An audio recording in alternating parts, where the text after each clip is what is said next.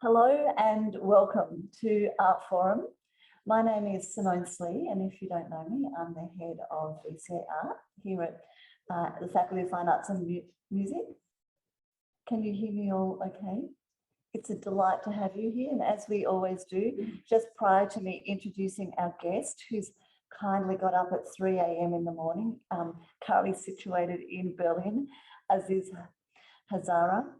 But before we do, and I don't know if you know this, Aziz'z, but before we do anything here in Australia, and particularly here in the Faculty of Fine Arts and Music, we acknowledge the country on which we stand.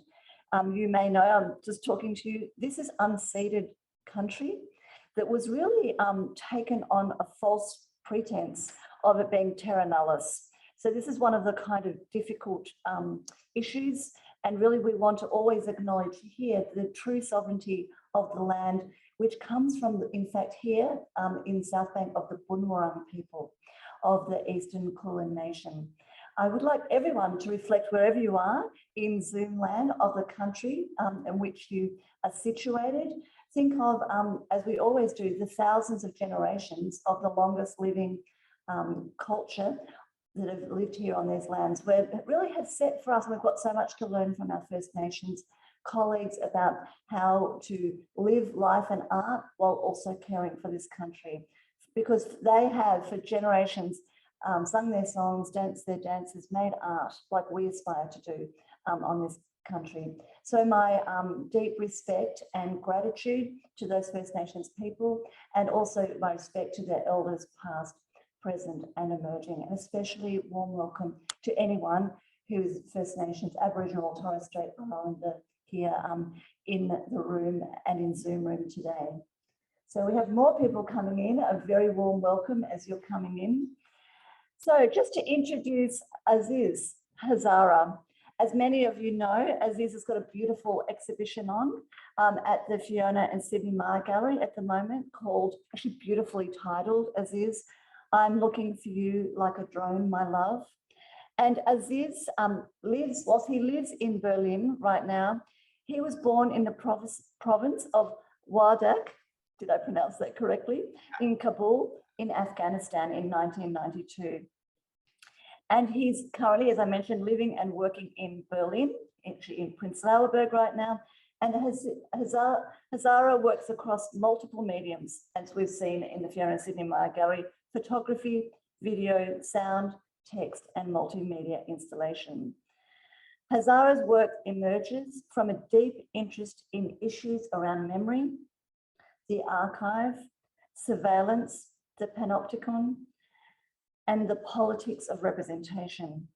Although much of his work is deeply entrenched in the never-ending conflicts in Afghanistan, it is not bound by geographical specifications and appeals to a contemporary condition that is globally shared. In 2021, Hazara was the winner of the Future Generation Art Prize, one of the world's most prestigious prizes for artists under 35 years. And you will see, as I mentioned before, Aziz'z large-scale photographs and videos on exhibition in the Fiona and Sidney Myer Gallery. I'd also like to note, it's actually quite lovely the way the world, particularly the art world, is interconnected. Aziz'z is a close friend of Muna Shah, who's just one of our recently completed PhD students. And he was, I hope you don't mind me saying this, they shared a house together while they were at art school in Lahore, which is a very famous and influential art school. So it's lovely to have you in our network, Aziz'z. Thank you so much. Thank and you I know Muna's was going to try and be here too. So thank you so much for your time, particularly at this unearthly hour of 3 a.m. And we'll look forward to you sharing your work with us. Thank you so much in advance. Now I'm going to try, and I'm going to press this button, Aziz'z, which will make the lights dim here, and you'll have the full stage. Thank you so much. Thank you. Thank you very much. I'd like to thank my collaborators who worked with me on this project tirelessly and worked on the end of War on Terror and documenting all these scenes. I would like to start sharing my screen, and I have a few images and videos we'd like to share with. Yeah, we begin with.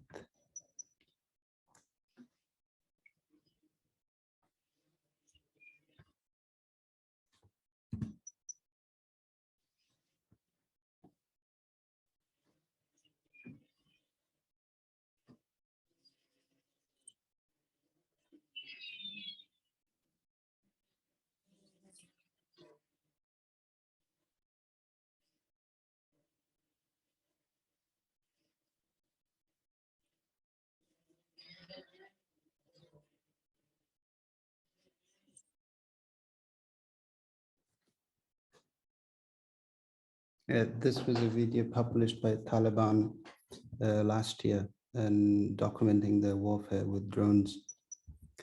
And the title of the exhibition came from a poem, a Pashto poem. I'm looking for you like a drone, my love. You have become Osama, no one knows your whereabouts. Around 2008, 6 to 8, there was a TV ad running across Afghani media, and the ad was about a bounty on a man's head called Osama bin Laden. But on the other side, there was a heavy drone warfare was launched, and as a result of that, they were this asymmetric warfare kind of generated its own everyday life, and where people were responding to different objects that they would see around themselves, and mainly in the region of Khyber Pakhtunkhwa, where the drones were coming. And so people started relating to drones as these objects and started making poetries. And where the kind of condition that these kind of environment creates is that one is constantly afraid of an open sky, or at night you look for safe villages to sleep, and then at days you don't go out. So one starts, it's the relationship with the sound and monotone sound is quite horrific in these kind of conditions. And also the obsession with anything that moves and makes sound. It impacts both participants and both ends, the one who receives it, the one who operates it, and also people who live around these conditions. Warfare, the war on terror is one of these kind of warfares that everything has been scrutinized and surveilled, and cities, villages, and were constantly watched, and everything has been documented. And the images that we have in the show is coming from an airbase called Bagram. Bagram is, as Alexander the Great called it, the gate to India when he invaded. And then right after him, the landscape has seen a lot of other invaders like the Sikhs, the Brits, the Mughals, the Soviets. And then Soviets expanded this airbase with an airfield. And then when jihad started with the help of Americans and its allies, Soviet withdrew in 1899, and then the Mujahideen started fighting over the airbase. And then when Americans arrived, they expanded this airfield as multi-billion-dollar airbase, and it's generated its own kind of economy. And it also hosted one of the most horrifying jails, where they were nicknamed as Guantanamo of Afghanistan, and where Americans were tracking down and putting in jail people who were agreeing with their imperialism. And these kind of environment created different kind of different groups who were involved, and they started responding to this landscape on their own kind of way of reading. And I'd like to show you some of the videos that I've collected over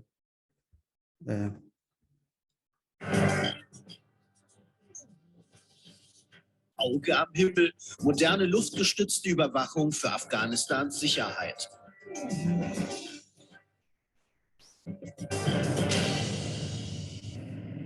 Nicht nur über dem Feldlagercamp Marmal in Mazar-e-Sharif und über der Stellung Observation Point North im Distrikt Baglan-e-Jadid schweben weithin sichtbar Fesselballone. Mehr als 30 dieser luftgestützten Überwachungssysteme sind mittlerweile in Afghanistan im Einsatz. Als Persistent Ground Surveillance System, kurz PGSS, erlauben sie es den Bedienern, das Umfeld zu beobachten, wie zum Beispiel hier die Bewegung eigener Kräfte der Quick Reaction Unit auf einer Straße im Bereich des OP North. Wenn die Fesselballone schon auf europäische Betrachter zumindest ungewöhnlich wirken, so können sie bei der afghanischen Bevölkerung für irritiertes Unbehagen sorgen. Um eventuellen Vorbehalten der Bevölkerung frühzeitig zu begegnen, hat das Regional PSYOP Support Element frühzeitig für den Bereich RC North einen Fernsehspot erstellt. Dieser soll die Zuschauer über die Fesselballone am Himmel, die sogenannten Guardian Eagle, informieren. In den vergangenen Wochen haben Sie vielleicht einen großen weißen Ballon am afghanischen Himmel gesehen. Der sogenannte Guardian Eagle unterstützt die afghanischen Sicherheitskräfte, die Sicherheitslage weiter zu verbessern. Aus der Vogelperspektive ermöglicht er es, Aufständische und Kriminelle im näheren Umfeld zu entdecken. Inzwischen gibt es mehr als 30 dieser Ballone in ganz Afghanistan.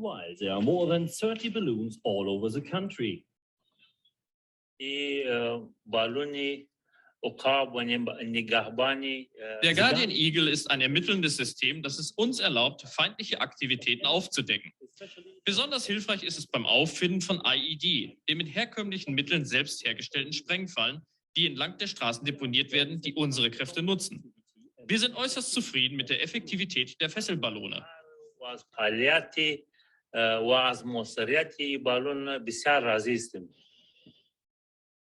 Die Kamera überträgt die Bilder zu der Auswertezelle am Boden, wo der Bediener jede verdächtige Handlung entdecken und verfolgen kann. Guardian Eagle, Spiegel der Sicherheit. Er wird dazu beitragen, dass Afghanistan ein friedliches Land wird. Dieser Fernsehspot hat dazu beigetragen, die Akzeptanz der Ballone bei der afghanischen Bevölkerung zu erhöhen.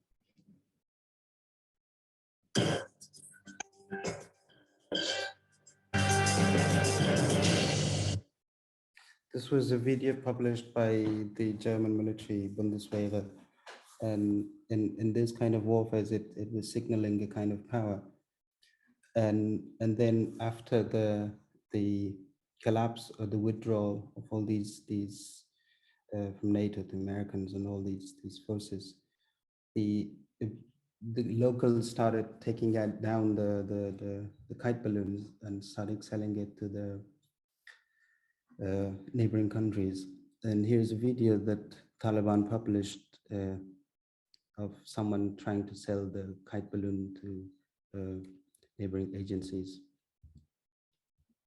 نامش مصطفی است. میگوید باشنده روستای خرکک ولسوالی گیزاب ولایت روزگان میباشد.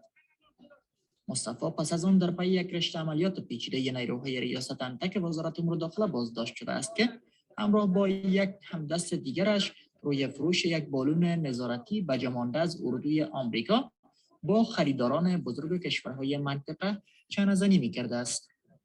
نام همدست مصطفی علیرضا است و نیروهای کشفی میگویند که او همکنون تحت تعقیب آنان قرار دارد. گفتم این جنس در کجا است؟ باز ما در یک بازار هستم، این جنس که است در قریه دیگه تقریبا 1 ساعت فاصله داریم. ما گفتم می که است اون مردم پایین کردن، برو خودت امرای اونا بشی، ما صاحب از این نیم، این از من نیه. باز او رفته بود امرای از 6 تا بود امرای مردم، باز جرامت کرده بود که جرامت کرده، باز آمد دوباره پیش از ما که مثلا ما کسی را نمیشناسم و اعتماد ندارم سرچی. باز ما آمدم سمت ورزگان برای خرید دوا و دکان گپا. باز گفت برو در صرافی خندار از دوستایم از کابل میآیند، او برای تو پول میده. او پول بس تو در صرافی همین منطقه‌ای که هستن حواله کن که ما پول مردم بدم، برای از تو یک سهم میدم، مثلا یک 2 سیلک افغانی. ما خوبه مشکلی نیست، ولی که تو سر کس اعتبار نمیتونی ما تصرفی رو مرم. باز در صرافی که رفتم ما اونجا گرفتار شدم. شرایط خودیم $1,000,000 برای ما از 2 تقسیم میکنی، 5 لکش در یک صرافی، 5 لکش دیگه صرافی میمونی. صراف تایید میکنن، شریک ما میاد در پیشتون، اونم اونجا تایید که شد. نفر نمایندهتون باید همراه ما بیایید که از این دستش میگیرم بیان انتقال میدم ولایت دیوگی دایکندی گوتی دایکندی انتقال میدم قندار گوتی قندار من که رسوندم مسئولیت من خلاص است بوده اون دیگه پیسه خودم من میخواید یعنی شرایط حاضر هستین همراه ما در معامله یا الله. با این حال احمد زلمه عمری که رهبری عملیات بازداشت مظنونین این قضیه را بر عهده دارد میگوید که ماها طول کشید تا آنان موفق شدند تا این بالون که میلیون ها دلار ارزش دارد را دوباره به دست آورده و فروشندگانش را بازداشت نمایند. یافتن مظنونم د بالون په قضیه کې د موږ د انټک ریاست له خوا نه درې میاشتې تعقیب و جستجو لاندې و هم کړی سو د قندار ولایت کې معامله برابره کې مخکې دوی له ایرانیانو سره خبره کړې وه په 15 میلیونه ډالر 15 میلیونه ډالر یو سره کې کېدی او 15 میلیونه نور هرات کې او نورې پیسې به راته ډوب کې حواله کوئ.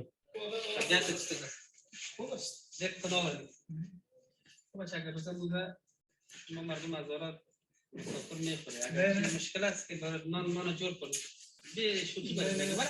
مصطفی اینترنت کلاب دارد و میگوید که یک بار روی فروش این بالون نظارتی با خریداران ایرانی در بدل مبلغ 35 میلیون افغانی به تفاهم رسیده بود. بالون های نظارتی امنیتی برای نخستین بار در سال 2007 در آسمان ولایت های کابل و کندهار بلند شدند. انتظار می رود این بالون ها در آینده نزدیک دوباره سوی امارت اسلامی افغانستان فعال شود. مسئولین میگویند با فعال شدن این بالون ها آنان قادر خواهند بود تا مجرمین را به گونه واضح و شفاف زیر نظر داشته باشند. So these military objects, when it comes to the landscape, it creates its own economy. And what was happening with Bagram, also with the leftovers that you see in the photographs, right after when the Americans left the airbase without notifying the Afghan partners, the locals went in and looted the entire airbase. And then right after that, we had a huge amount of sarais surrounding the airbase and selling these objects. And also the Taliban also, I mean, because it was the jail hosted some of the most significant leaders of the Taliban. So they also started, right after taking power, they also started reenacting their being in jail or reenacting their own memories. And here's a video they published. Most of the characters in this video is the people who were in jail, and then they were reenacting their time in front of camera and publishing it widely.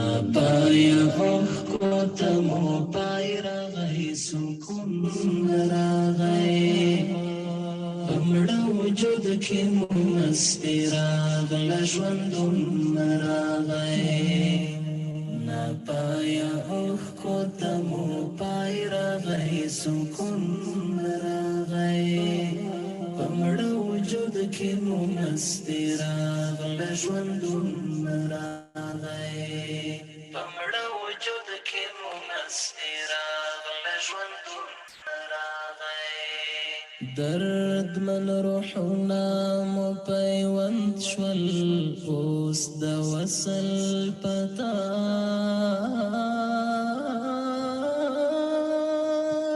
درد من روحنا مو پیوند شول اوس د وصل پتار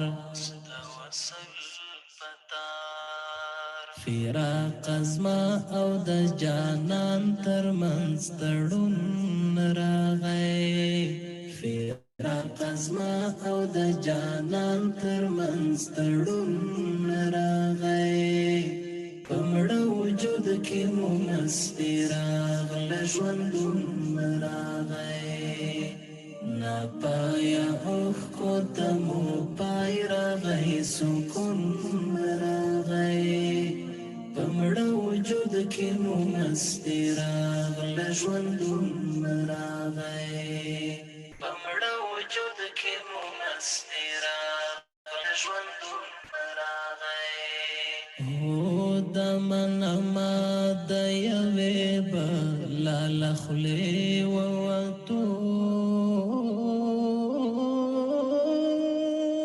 هو دمنما ديوي بلا لخلي ووتو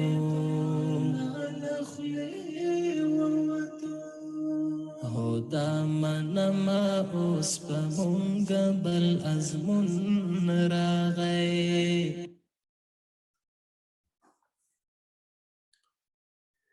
And right after taking control of these leftovers, the Taliban started a huge campaign in major cities. They were trying to capture whatever is left over from the NGOs or the previous warlords.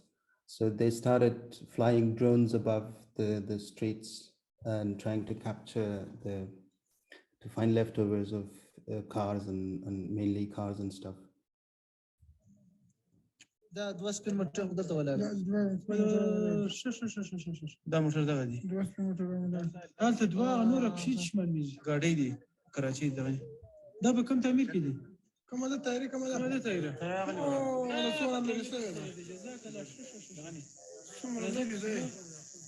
کراچۍ ولاړ دي نور څه ولاړ دي دا موټر دغه دي دا به هغه مجاهدین دا کور کې نه ولاړ دي کور کې نه ولاړ دي دا موټر So these objects introduces a kind of a symbol of power, and then whoever takes control, they try to reenact again and again the same thing that they have seen, and that in this landscape of leftover, and then reenactment of over and over again. And I'd like to finish with this part of a song sang in a very close by the province where the Australian military air base was.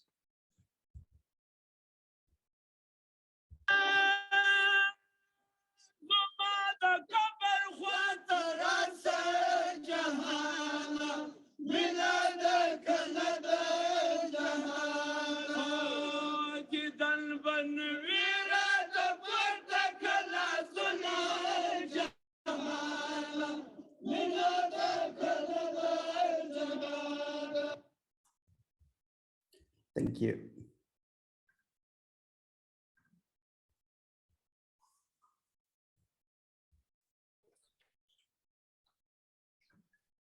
Aziz, thank you. That was, I don't know if you heard, but that was an applause before I put the mute off. Maybe we can give Aziz another applause with the sound. Thank you. Aziz, gosh, I mean, what a incredible thing that you've shared with us, because I'm not sure if you realize, but we don't get access to this kind of information on a regular basis, nor this kind of imagery, nor your insight, such an insight that you have. So really, given we're Australian, our government also pulled out of Afghanistan like the Americans, and we've seen some insight into the devastation that's led to in the very complex situation. So just wanted to share, and thank you so much for that. I'm sure there's questions out in the audience. For those who are in Zoom, please feel free to put your questions in the chat. There may be questions also in the room, and we also have June.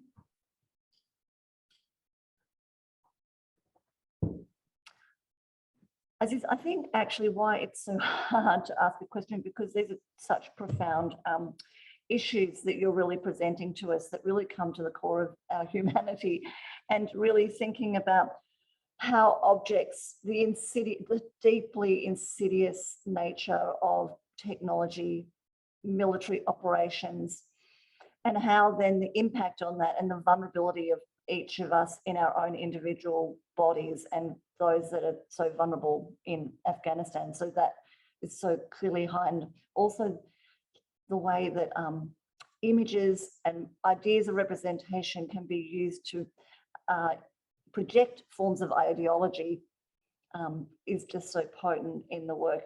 And I won't ever think of your title in the same way again for your work, So thank you for that corrective Thank you.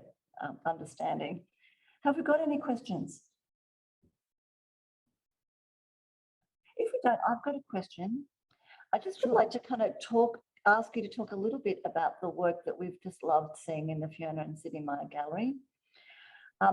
My understanding is those videos and those photographs are actually the wastage from the American troops as they withdrew. Is that correct? Yeah. So that's, I mean, it's a landscape of leftover. What I grew up with was these leftovers of the Soviets, where it's still in the landscape, and one could literally write a memoir of the war through the burned tanks across the road. And then the war on terror also created its own garbage and its own leftover. And it was a gigantic economy in the region, and it is an economy where different companies buy these garbage from the region and then recycle it and sell it. And then some of the agencies are looking for information for military technologies. And what happened around around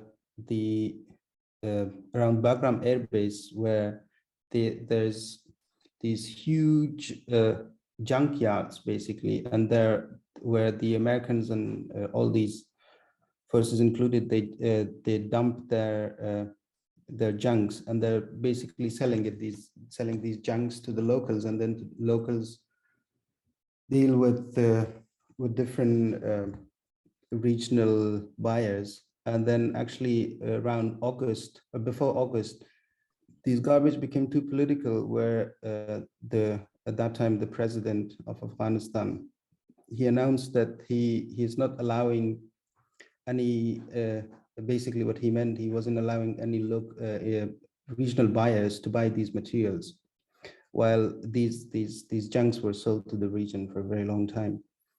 And then as a response to that, one of the neighbor countries, they blocked their borders. They said that if you're not selling the junk to us, we're blocking the border.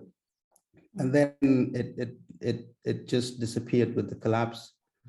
And then again, the economies restarted.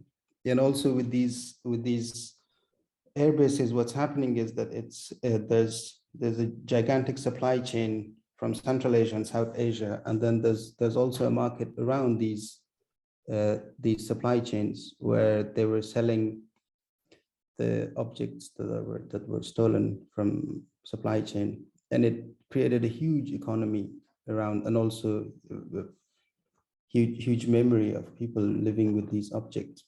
Yeah.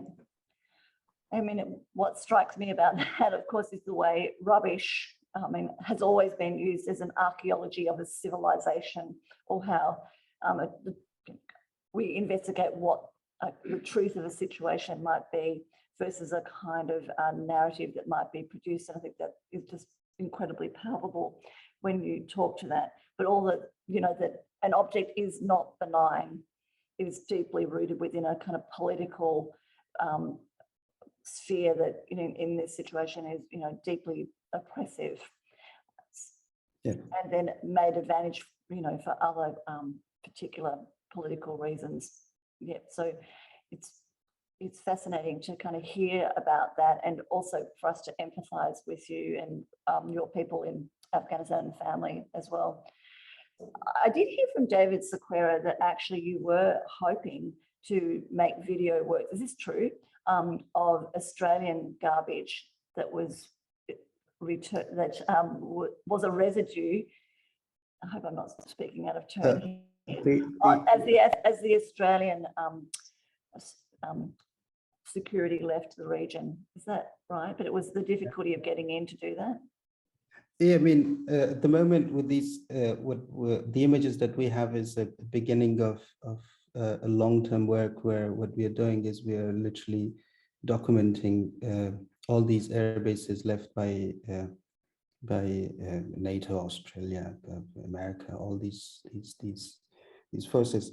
And what we are doing is we're documenting whatever is left, and possibly making a community-based archive where everybody could access and have the knowledge, or because what my generation grew up with was all the big leftovers. We didn't have the tiny ones. Probably the tiny ones already melted in the region. And the attempt with these archives is that to create a community based where the knowledge is shared and we have a history together. Yeah. Thank you, Aziz. I've got a question here from the audience, from Tessa. And she says, thank you so much for your presentation.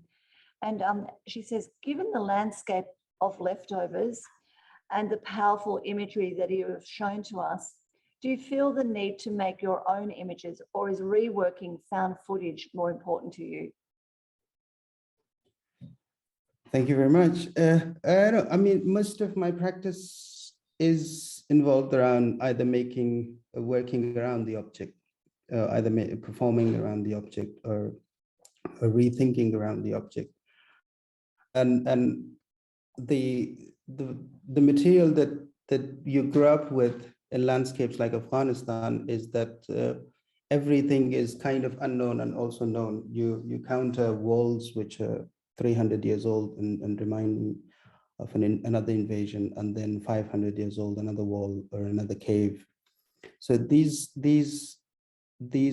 also visually, but also mentally, they affect my practice, and I would like to work around these phenomena. Mm.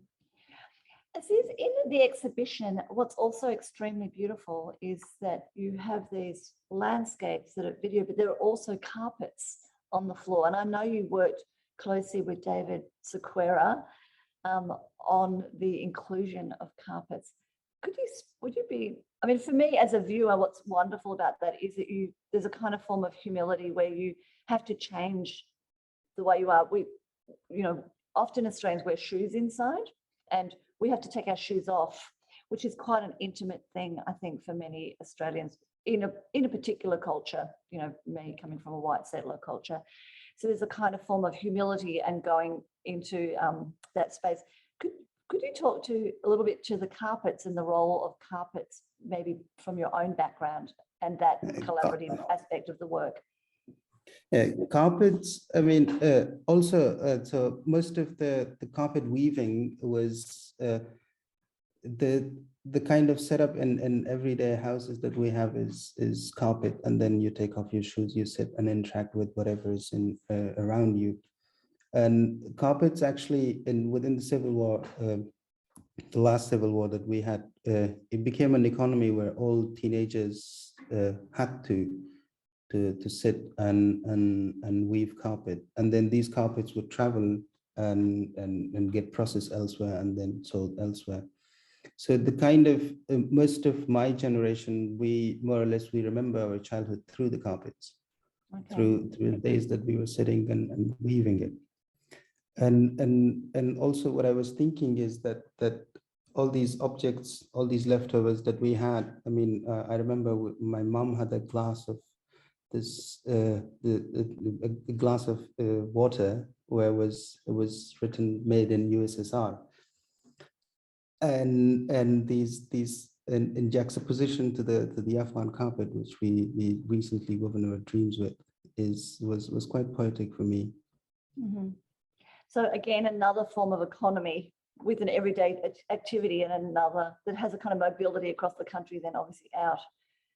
There's always been. Like in places like Afghanistan, is that the war becomes an economy, and life comes within around these economies, life forms, and then yeah. Have we got any more questions from the audience? Oh yes, please. Maybe June. I'm sorry, can you remind me of your name? Sam. Of course, Sam. I met Sam early on. Thank you, Sam. Just a moment, Aziz. I'm sorry. I was just wondering, because we're in Australia over here, so we seem very removed from the entire situation. The only time that I see these sorts of videos of the Taliban and everything is on video or something like from overseas. And the way that you're talking about these objects being left behind, like at the level of removal from that situation. But I think post here was talking about you possibly doing video works, which seemed a lot closer to being within those situations happening. Is that one of the reasons why you were considering video works, or if you have any thoughts on that? So Sam, just to say, the question really is about using video works because they give a closeness to what's happening in Afghanistan. Is that what you mean? Yeah. And was that important? Yeah. Is that removal for us from the situation important to the ideas you're portraying, or would a closer look be more correct to what you're trying to portray? Does that make sense? Do you understand, Aziz? No, sadly, I could barely, like, broken words. I heard broken. Oh, yeah, so it's hard for Aziz to hear that. So just to say, maybe another way of putting it is, do the video works, are they using video as a format? Is that a way of making things that are distant to people seem closer to them as a viewer? So as an artistic strategy. Yeah. Does that help? Yeah. Yeah, that's No, not at all. I mean, it's not used as a device to make people feel, in that matter, projecting it bigger or the size that people. It's not that. And what video does in the case of background or the leftovers of all these, the war on terror, is on one hand it documents, and on the other hand, intervention with these objects are quite because these objects are loaded with history, and the history is quite brutal. So the only kind of intervention that I can do with these objects is through the wind. And that's the condition where the shots are taking place. But can you talk to us about the wind, because the wind's important to you, isn't it, in the practice? Yeah, wind is. I mean, I'm interested in sounds and things that make sound, and one of the things that naturally make sound is wind. And this Kabul is a landscape where you get wind on and off, you can't predict. And I really quite like the unpredictability of the wind, and it's something beyond our capability. It's where something you just wait. And I quite like this time of waiting and for things that might happen and might happen. Yeah.